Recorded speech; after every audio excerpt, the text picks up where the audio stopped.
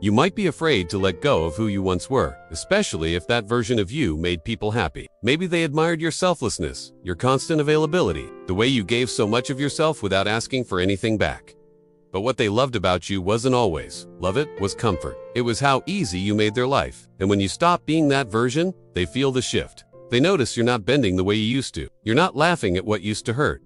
You're not shrinking to fit. And that unsettles them. You may feel guilt for changing, for becoming distant, for growing quieter in rooms that once lit you up. But that guilt is not truth, it's residue, the leftover emotion of years spent trying to make others happy at your own expense. That guilt doesn't mean you're wrong. It just means you're healing.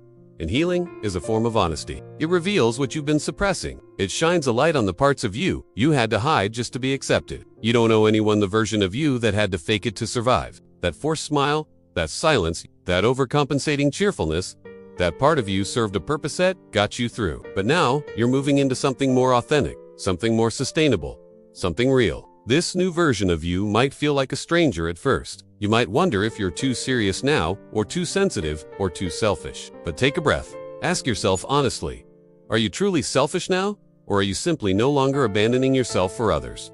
That distinction matters. People who benefited from your self-abandonment will call your self-respect a betrayal. They'll say you've changed, and they'll mean it as a bad thing. But not all change is betrayal.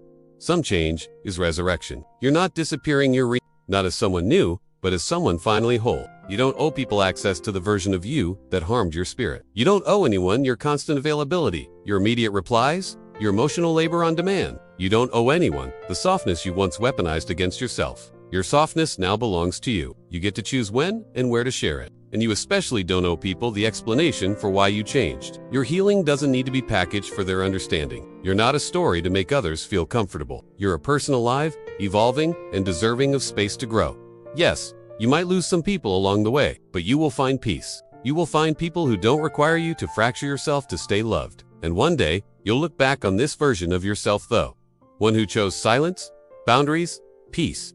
Stand, you'll thank them. You'll thank them for breaking the pattern, for stopping the cycle, for being the one to say, enough. There's a unique grief in growth, a grief that doesn't always get talked about. You're not just losing people, you're also letting go of parts of yourself that you've carried for years. The people pleaser, the fixer, the one who always said yes. The version of you who never made anyone uncomfortable. Saying goodbye to that self can feel like a kind of death. But in every ending, there's a beginning. And this time, the beginning belongs to you. You're beginning to see yourself as worthy not because of what you do for others, but because of who you are. You're learning to say no without guilt, to rest without shame, to speak without apology. These are radical acts in a world that teaches us to earn our place through suffering. And if your growth makes others uncomfortable, that's okay. You were never meant to live small so others could feel big. You don't have to dim your light to keep others from squinting. What's unfolding now is sacred.